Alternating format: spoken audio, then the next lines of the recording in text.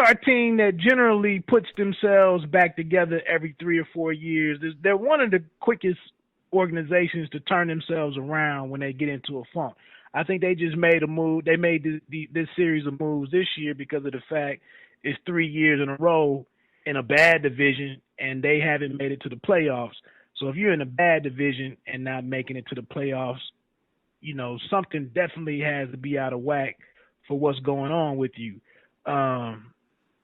They moves were very Madden-ish. If there's any time to use that, anytime use that term, the moves that you've seen them make reminds you, if you ever, I'm pretty sure you touched it at one point in time in your life. If you ever played Madden and got to the off season where you just sign who's ever in the top 5, you go to the first guy, the second guy, the third guy, no matter what the position is, no matter if they fit your schemes, no matter if they fit your team. Like, even if you already got a great defensive tackle, you still sign him. That's what it seemed like the Giants did. It's like they just went to the board, and whoever was the top free agent available, they went. Because like you said, they signed 5 starters or 4 starters, whatever the case it was. You don't usually get that. You usually get some tweeners. You know what I mean? Like you get exactly. And that is scary because it's kind of like, did we sign them because they have the talent and they fit in our scheme, or did they get signed because they had the name and the stats from last year? That's kind of scary. See, I wasn't hating at all, brother. I was just saying that I just had when to you ruffle bring your in feathers. right, but I'm gonna be honest with you, man. I'm fidgeting a little bit because the Redskins have stayed, but this is 2 years in a row now, and I just feel like we're revamping our player development and our team building, whereas in the years prior to the last 2 years, we were one of those big players. We brought in Haynesworth 10 minutes after the free agency started.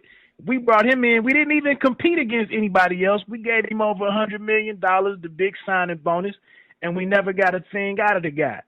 And, last year looking at Sue go down to Miami, and the guy is going to practice and not even wearing cleats.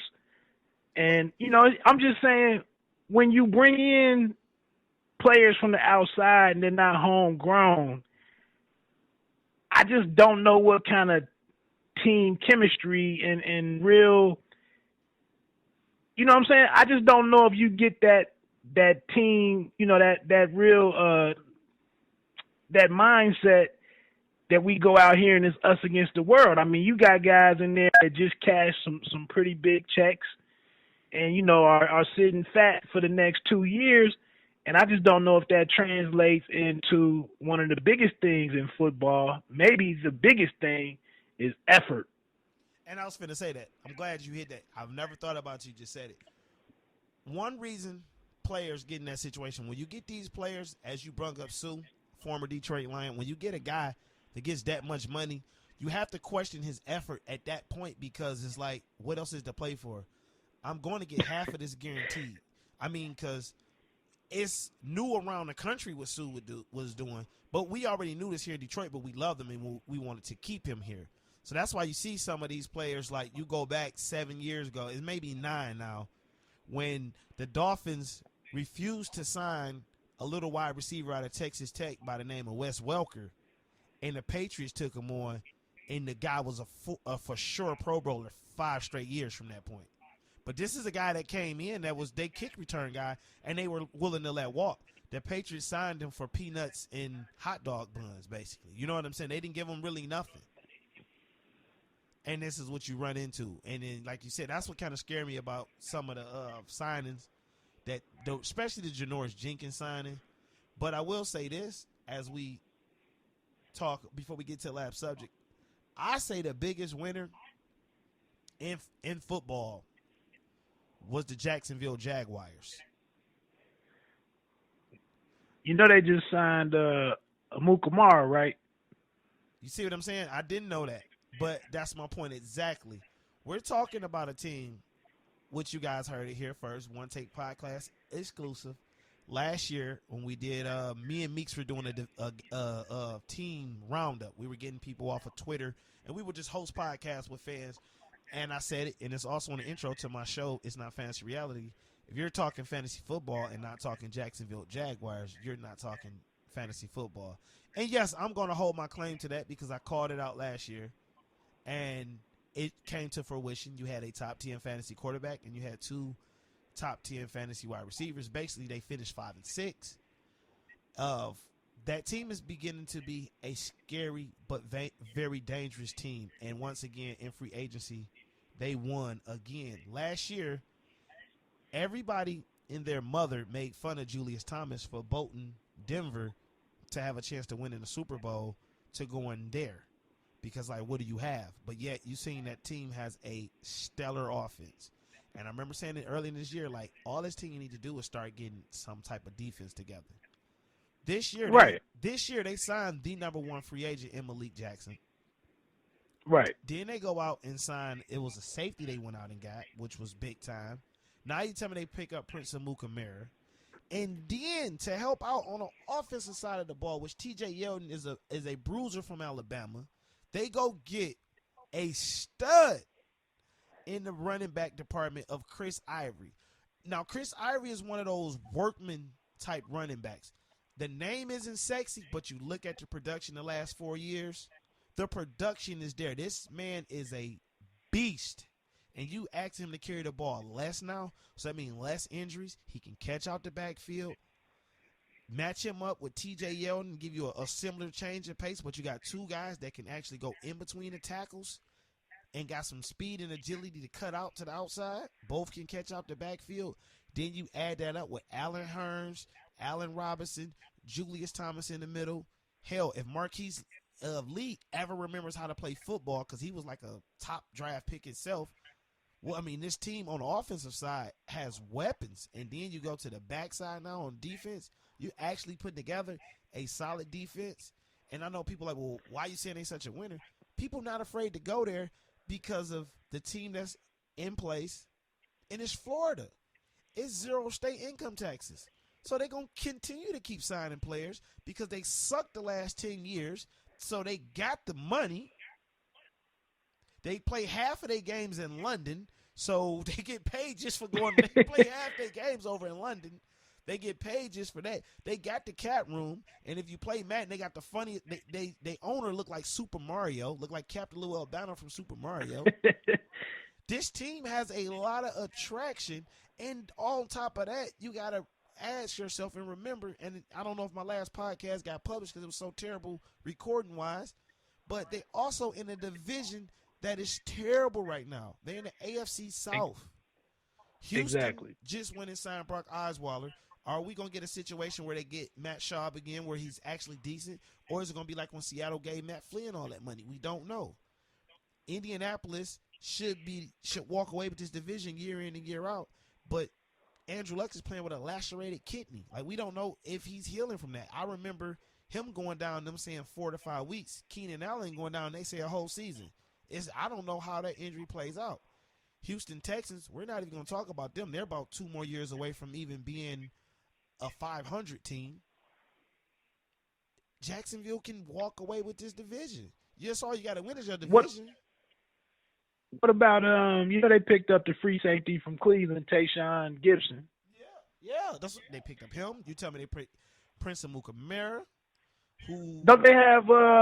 Is that where Fowler is? That came in the draft last year.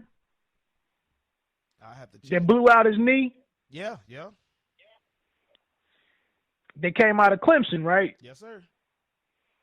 So you got another play. I mean, I'm with you. No, I'm with you, man. I didn't laugh too much. I didn't really laugh at what you said last year. I just think it was still a little too early in the maturation process for Bortles. I just thought he's coming, but he was still in that second year. And to your point, I think the one thing that's really holding Jacksonville back is at some point in time, youth in football and baseball really are positives. You know what I'm saying? You need some people on the team that's long in the tooth to kind of keep things together. The NBA, they'll run with that youth stuff. But in the NFL and in Major League Baseball, you got to have, some 26, some 28-year-old guys on there to kind of balance things out. And that's the old, the head coach is the former defensive coordinator from, that's not him, from Seattle. That's not him, is it? No. Yeah, I'm forgetting who they got right now, but that's a franchise, like you said, they're in a soft division, and that's to your other point earlier. When I look at some of these decisions of where these players go, like I can respect Brock leaving Denver to go to Houston because you look at the offense, the defense that's over there in Houston, and then you going down there, you got your nice, young, hungry stud wide receiver in Hopkins, kind of rebuilding some things at the, in the backfield. But I'm not mad at Brock for going. Well, they to signed Lamar Miller like 20 minutes after getting Brock. Brock. That's right. So it was like. So yeah. And when I was watching it, as I was, because I was preparing for the show, first off, I had Miami leading the pack because of the moves they made on defense. And then, like, I was arguing with a Philadelphia fan saying, like, oh, Philly got over on them on the trade because they're getting the 8th pick now. But I'm like, you guys just gave up a corner who you guys just paid last year, who you apparently believed in. And you just gave up Kiko, who you traded Shady for, who you guys' story to sell him on was potentially he could be the best middle linebacker in all the football or outside whatever position he played. I know he played linebacker. Can't remember right now. But when healthy, he led the league in tackle for rookies and all this. So you guys get to move up 4 spots. You're not guaranteed a Hall of Famer or a Pro Bowler at that point. You can get somebody that flake out. And Miami actually can receive 2 players that actually mesh and hit their potential again, where they end up getting 2 elite defenders in the deal. Which I was going to go with Miami on top of that, picking up Mario Williams, which now you got a nasty pass rush, but then they let go of the one kid that ended up signing with the Giants. I can't pronounce his name, Olivier Vernon or something? Yeah, Vernon. Yeah, you know what I mean? But so as I broke it down and went through everything, like, I decided the Brock thing.